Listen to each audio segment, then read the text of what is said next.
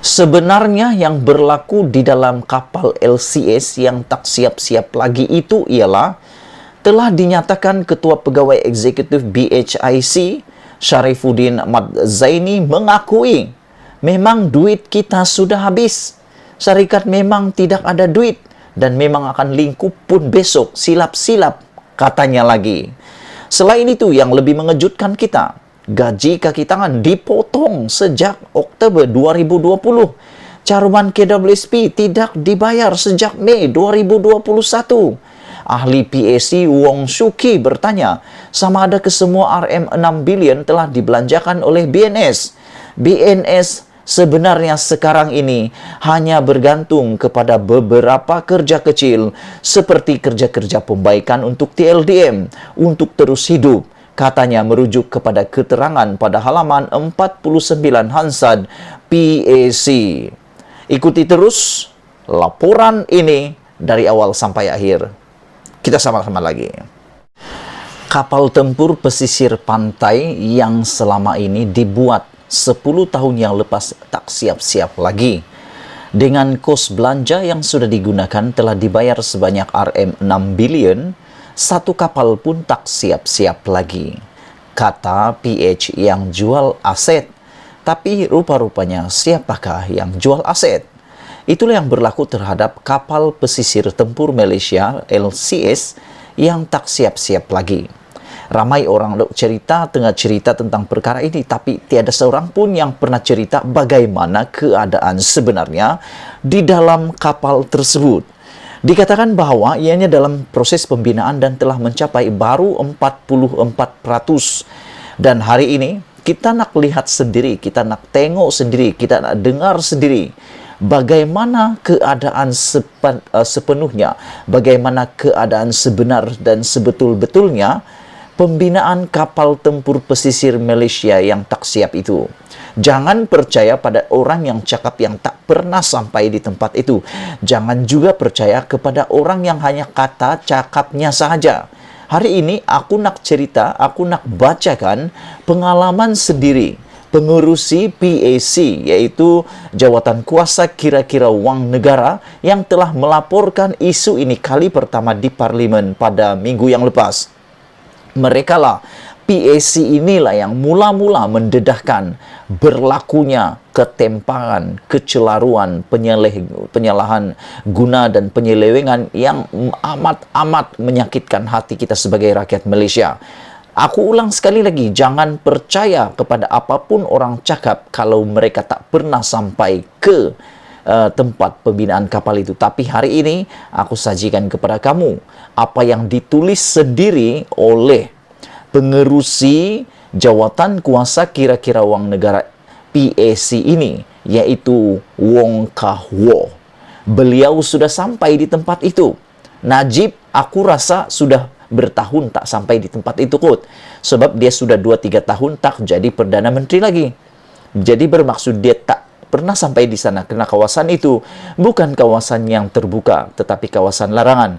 Tetapi pengerusi PAC ini telah datang sendiri ke sana, memerhati sendiri, dan inilah laporan dan catatan beliau yang amat menyedihkan. Dalam catatan itu, Wong kisahkan pengalaman sedih lewat limbungan kapal LCS. Ikuti terus catatan ini, laporan ini dari awal sampai akhir, dan kalau boleh share video ini supaya semua orang yang cakap saja yang tak pernah sampai akhirnya tahu keadaan sebenar limbungan kapal LCS ini. Menyedihkan. Demikian reaksi pertama pengerusi Jawatan Kuasa Kira-kira Wang Negara PAC, Wong Kah Woh, berhubung laporan PAC mengenai kapal tempur pesisir LCS yang dibentangkan badan itu baru-baru ini. Wong berkata, PAC telah mengadakan 10 prosiding dengan satu lawatan tapak ke limbungan kapal syarikat yang diberikan kontrak membina LCS, yaitu Bolstad Naval Shipyard BNS yang berada di Lumut, Perak. PAC juga katanya telah memanggil seramai 21 orang saksi untuk memberi keterangan berhubung siasatan yang dijalankan itu. Hanya selepas itu, katanya, laporan setebal 247 halaman beserta penyata Hansard sebanyak 489 muka surat dan 192 muka surat slide dibentangkan sebagai laporan penuh. Wow, ini bukan laporan main-main.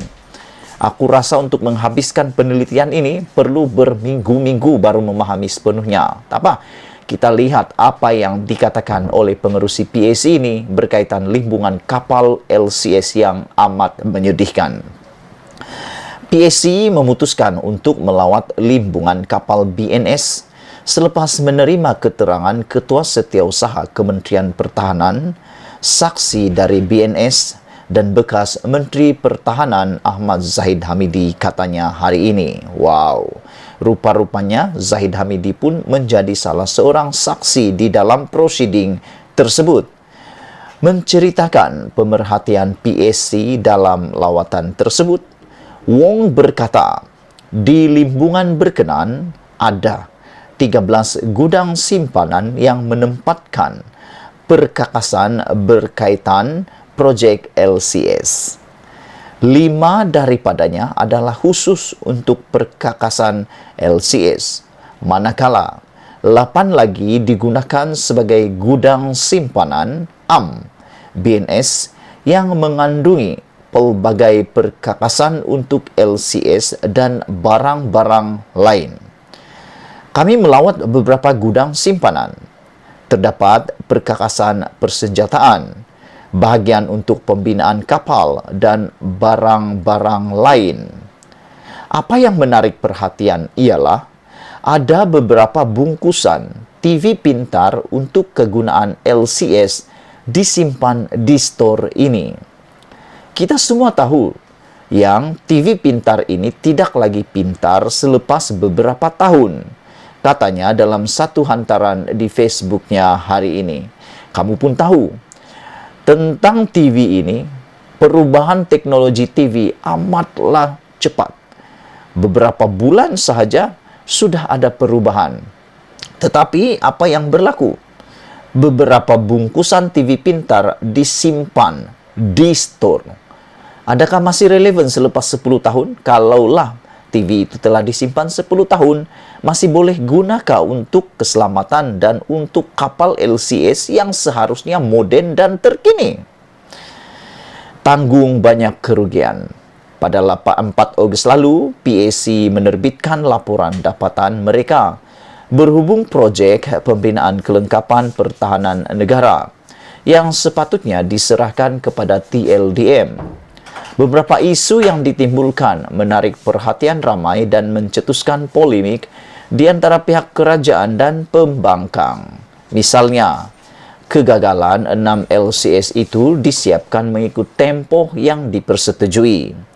Keengganan pihak kerajaan dan kontraktor menerima pandangan daripada pegawai tertinggi TLDM serta kedudukan syarikat yang terlibat dalam pembinaan tersebut. Projek ini membabitkan dana sebanyak RM9 bilion untuk mendapatkan 6 LCS yang dimulakan sejak 2011. Namun, sehingga hari ini, tidak ada satupun LCS disiapkan di sebalik dana sebanyak RM6 bilion yang sudah dibayar. Kapal pertama sepatutnya diserahkan kepada TLDM pada tahun 2019. Setakat ini, LCS pertama itu dijangka mungkin hanya akan diserahkan menjelang tahun 2024. Perkara lain yang menjadi isu ialah reka bentuk pilihan Kementerian Pertahanan yang bertentangan dengan kehendak TLDM, serta kemungkinan salah laku kerajaan BN dari 2011 hingga 2018. Selain Najib dan Zahid, Menteri Pertahanan Hisamuddin Hussein juga dikaitkan dalam kegagalan LCS itu. Wong berkata dia tidak tahu sama ada perkakasan yang diperoleh sejak dari 2013 itu masih lagi pintar untuk digunakan, katanya. Aku pun tertanya-tanya, apakah barangan 2013 itu masih lagi pintar sehingga hari ini? Kerana peningkatan kualiti dan peningkatan teknologi dalam khususnya penggunaan chip telah berlaku dengan begitu cepat sekali. Paling pintar adalah TV seperti yang telah dikatakan oleh pengerusi PAC tersebut. Saya tidak pasti mengenai yang lain, terutama mengenai bahagian dan perkakasan yang melibatkan teknologi kapal tempur. Kami menyemak dan mendapati banyak perkakasan dan barangan itu dibeli pada tahun 2013, 2014, dan 2015. Kalau 2015 perkakasan itu dibeli, itu sudah mengambil masa 7 tahun disimpan dan belum dipasang. Persoalannya, pertama, masih elokkah barang itu? Ada warantikah dia untuk lifetime ataupun warantinya sudah mati? Yang kedua, masih relevankah peralatan itu? Aku nak tanyalah, TV itu masih relevankah tidak? Kau jawab sendiri. Persoalan timbul ialah sama ada barang-barang berkenan masih cukup pintar untuk kegunaan sekarang dengan mengambil kira kemajuan teknologi terkini, katanya lagi. Tambahnya lagi, BNS memaklumkan kira-kira 15% daripada barangan yang diperoleh dalam simpanan dengan nilai RM1.7 bilion dikira usang dan bermakna. Kerugian dianggarkan melebihi RM263 juta. Ini baru cakap barang usang yang tak boleh pakai lagi sudah melebihi 263 juta. Kalau ini dihantar ke daerah kami, boleh siap 15 jalan kampung. 15 jalan kampung, lebih lagi kali. Tapi ini dianggarkan telah hilang begitu saja karena barangnya telah usang. Rugi kan? Pikirlah sendiri. Wong juga menjelaskan bagaimana dalam prosiding PAC mereka diberitahu mengenai kedudukan keuangan BNS yang dalam keadaan serius ekoran masalah pengurusan. Nah, boleh siap lagi kah? Tak tahulah. Ahli PAC Wong Shuki bertanya sama ada kesemua RM6 bilion telah dibelanjakan oleh BNS. Ketua Pegawai Eksekutif BHIC Sarifuddin Madzaini mengakui memang duit kita sudah habis. Syarikat memang tidak ada duit dan memang akan lingkup pun besok silap-silap. Gaji kaki tangan dipotong sejak Oktober 2020. Caruman Kedol Prispi tidak dibayar sejak Mei 2021. BNS hanya bergantung kepada beberapa kerja kecil seperti kerja-kerja pembaikan untuk TLDM untuk terus hidup. Katanya merujuk kepada keterangan pada halaman 49 Hansard PAC. Justru Wong berkata berharap laporan PAC mengenai laporan itu dapat membantu negara untuk dijadikan panduan bagi melaksanakan perolehan pertahanan. Ia juga tambah ahli Parlimen Ipoh Timur itu boleh dijadikan pedoman supaya tiada sebarang kuasa dan proses disalahgunakan. Kisah seram projek LCS akan menjadi pengajaran kepada mereka yang berkuasa sekarang dan akan datang, katanya lagi. Sekian dulu untuk kali ini. Tinggalkan komen Anda. Inilah yang berlaku dalam LCS dari dalam from inside, kata orang putih. Aku tak tahu betul ke tidak. Terpulanglah sama kamu. Malaysia kita punya, kita juga sama-sama cintai Malaysiaku. Kita jumpa lagi. Bye-bye.